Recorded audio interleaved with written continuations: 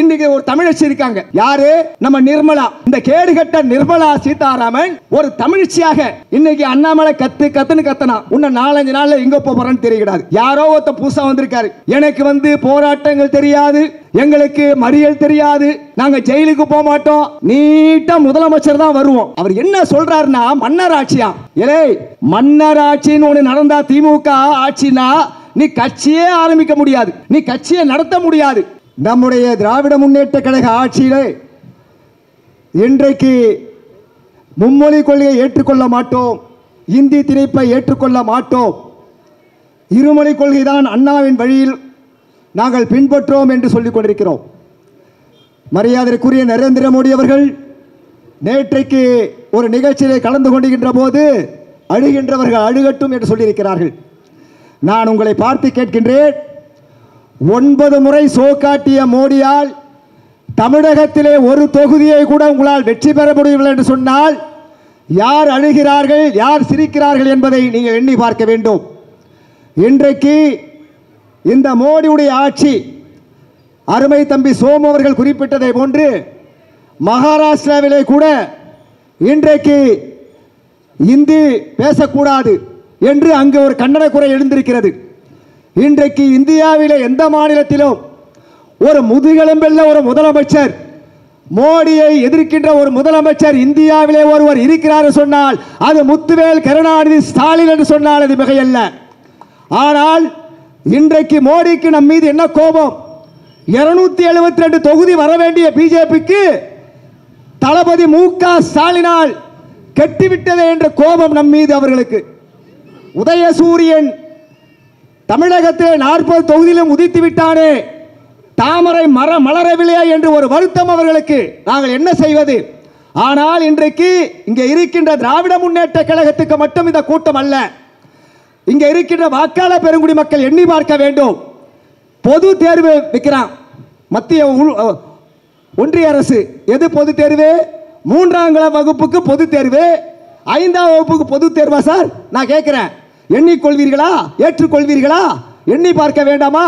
ஏதோ திமுகவுக்கு மட்டும்தான், எங்கள் பிள்ளைகளுக்கு மட்டும்தான் பொது தேர்வு, மீது எல்லா கட்சிக்காரர்களுக்கும் பொது தேர்வு என்று வந்துவிட்டால் பரவாயில்லை. ஆனால் ஒட்டுமொத்தமாக 3 படிக்கின்ற மாணவனுக்கு பொது தேர்வு என்று சொன்னால் என்ன நியாயம்? நான் கேட்கிறேன். இன்றைக்கு குஜராத்திலே குஜராத்தி மோடியை கூட மதிக்கலைங்க. குஜராத்தி பேசுகின்ற மோடி குஜராத்தி பேச முடியல, அவரால் அந்த உணர்வான அவர் தாய்மொழியை பேச முடியவில்லை, இந்தி தான் பேச வேண்டும். யார் சொல்வது? எஜமானர்கள், அவருடைய எஜமானர்கள் ஆர்எஸ் கட்சிக்காரர் சொல்றாங்க. நான் என்ன கேட்கிறேன்னு சொன்னா, ஓர வஞ்சனையாக தமிழகத்தை ஏன் பார்க்கிறீர்கள்? இன்றைக்கு சொன்னார்கள், இன்றைக்கு ஜிஎஸ்டி வரி கொடுக்கிறோம், நீ திருப்பி கொடுக்கணும் வேணாமா? குஜராத்துக்கு மட்டும் கொடுக்கிற, தமிழகத்துக்கு கொடுக்க மாட்டேன்னு சொன்னா, இன்றைக்கு நான் முன்னாடி திருப்பூர்ல பேசினேன், 4 லட்சம் பேர் இருக்கிறான் திருப்பூர்ல.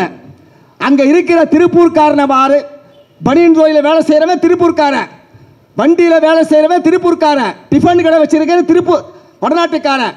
அவனை என்னைக்காவது நாம டேய் தமிழ்ல பேச சொல்றோமா?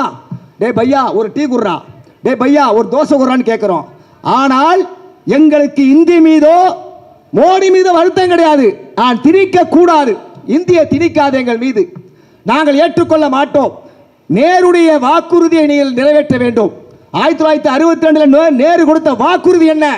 இந்தி பேசுகின்ற மக்கள் விரும்புகின்ற வரைக்கு நாங்கள் இந்தியை திணிக்க மாட்டோம், இதுதானே சட்டம்.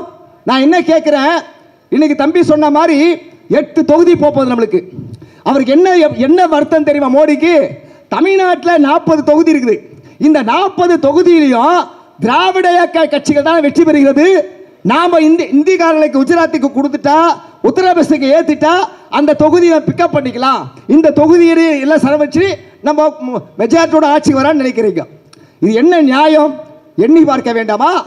இன்றைக்கு மத்திய ஒன்றிய அரசாங்கம் தமிழ்நாட்டுக்கு என்ன நிதி கொடுக்குறீங்க?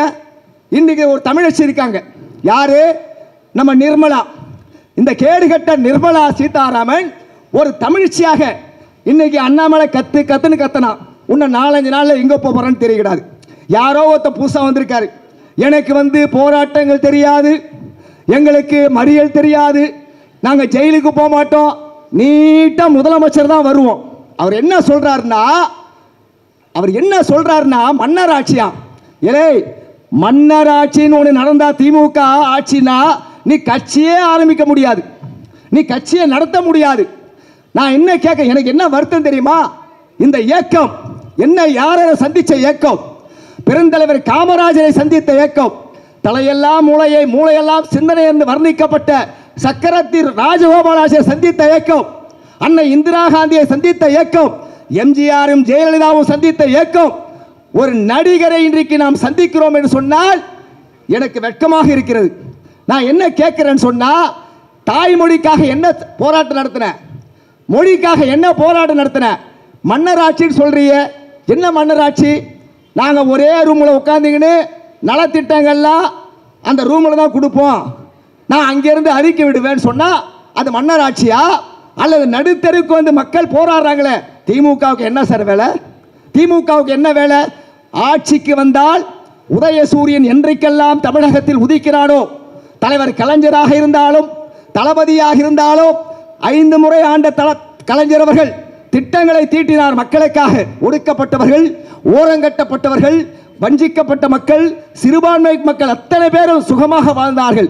இன்றைக்கு தளபதி ஆட்சியிலே திட்டங்கள் தீட்டிக் கொண்டிருக்கிறோம். நாங்கள் எதிர்க்கட்சியாக போது என்ன செஞ்சோம்? மக்கள் விரோத அதிமுக ஆட்சியை எதிர்த்து மறியலுக்கு போனோம், ஜெயிலுக்கு போனோம். இதுதானே எங்களுடைய வரலாறு. இதையெல்லாம் பாராமல் மோடி அவர்களுக்கு நான் இந்த கூட்டத்திலே ஒரு வேண்டுகோள் விடுக்கிறேன். இன்றைக்கு நீங்கள் தமிழகத்திற்கு துரோகம் செய்வீர்கள் என்று சொன்னால் ஜிஎஸ்டி வரியை நாங்கள் கொடுக்க மாட்டோம் சொல்றார் முதலமைச்சர்.